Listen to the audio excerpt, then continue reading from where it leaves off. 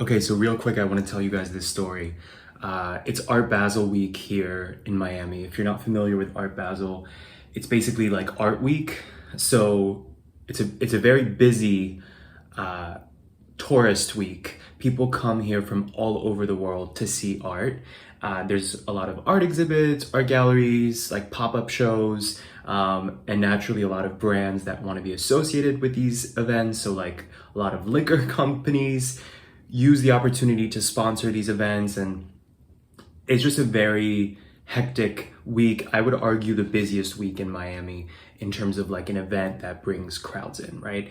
What's interesting though is that it's like 10% about art, and I would say 90% social stuff, like people just being there to be seen and who's who and all that stuff. I just hopped out of the shower in case my hair looks crazy.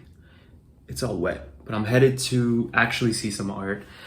And I want to tell you guys this story. So last night I had a spontaneous date, and I was thinking, like, when is the last time I went on a real date? Like a sweet traditional, you meet somebody, you don't know much about them, and you both kind of take a chance. Anyway, I had a spontaneous date, and it was from Grindr, of all places. I started talking to this guy who's visiting for Art Basel, and he was really nice and normal, and he's here by himself. He came to see some art. So I think, when you're traveling, oftentimes you're kind of, if you're by yourself, you're more eager to meet people because you're spending all this time alone. And I think there's something about traveling too, I relate to this, that you feel more spontaneous and adventurous, right? So you're like down to meet locals and kind of see that place through the locals' eyes and so on. So this was actually a really cute idea. So I suggested that we meet on the beach.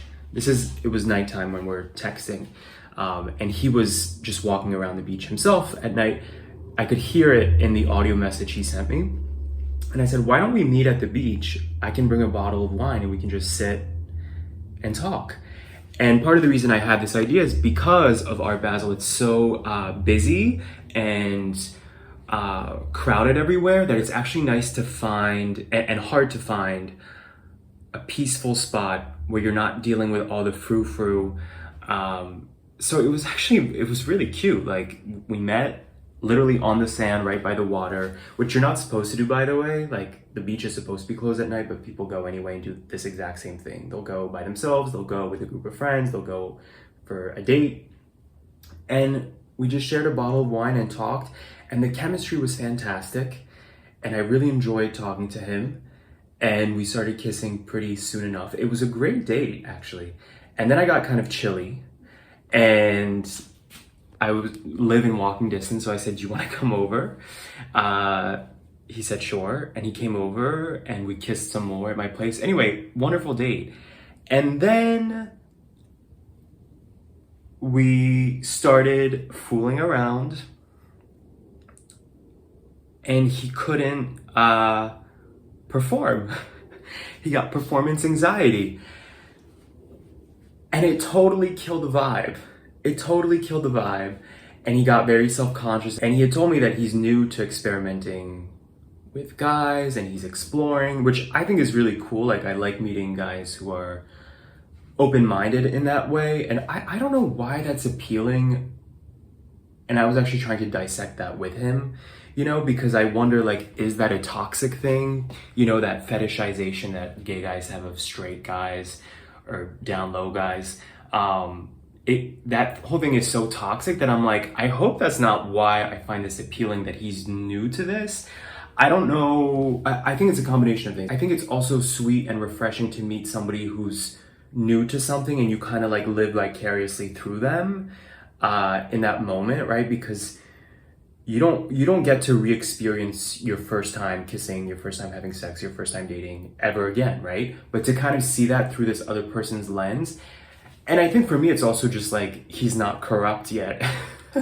Whereas, this was so unusual for me to meet somebody on Grindr who was intentional and down to meet on the beach to have a glass of wine. Like, that never happens to me here in Miami otherwise. Like, guys, I've talked about this before, guys on apps like Grindr, literally the first message is, looking, send nudes. It's very transactional and very, it feels like sex addict behavior. So I think there's something maybe subconsciously that I associate with a guy who is new to being with guys, that it's like there will be more innocence, if that makes sense. But anyway, so he kept kind of using that excuse, and he was like, I don't know, I'm new to this, like maybe that's why I don't feel so comfortable, like maybe I'm not actually into guys the way that I thought. And so it's like, how am I supposed to feel? Because then you go from, oh, this is cool, like he's new to this, to then like, oh my God, like I'm 32. I don't want to have to go through this with somebody where they're not really sure if they're into guys. Like, it's just funny that in theory that can be attractive, and then in reality, when you're dealing with that, it's like, dude, you're either into me or you're not. Like, this doesn't have to be that complicated. But it sucks because we had a great chemistry, and it was definitely mutually attraction. But I don't know, like some of these guys, they get performance anxiety, and I know it's a thing for a lot of guys. I know that it's all psychological. So of course I tried to make him feel comfortable, and you know, gave him space, like there's no pressure, because I'm smart enough to know that the more I try to make the person feel comfortable, the more likely they will actually get out of that anxiety, that mode of like, oh my God, this is embarrassing. But it didn't work. And I think he felt kind of defeated by it. And so that was that. And then he left, and he went back to his like hotel or whatever, his Airbnb.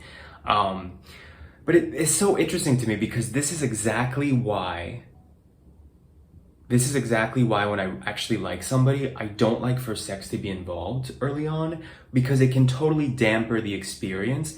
And now this event is like, in my first impression, it's wrapped up in my first impression of this guy, right? And it kind of just ruined the vibe.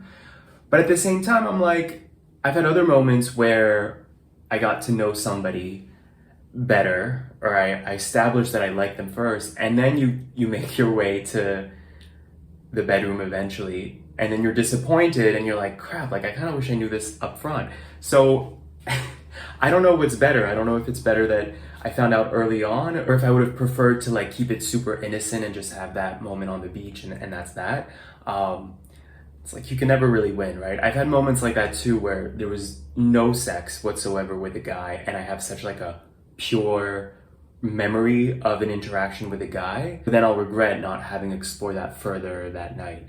So I don't know, I just wanted to share this story with you guys. I don't know if you relate to this, but I feel like it happens more than it should. These guys who get anxiety, and they can't like go forth with sex. And I don't know if it's also a matter of where society is with technology and porn, and how addicted we are to our phones, that I feel like it's like this ADD culture, right? Like people have a hard time focusing and connecting in the moment. Let me know in the comments what you think. Curious as always.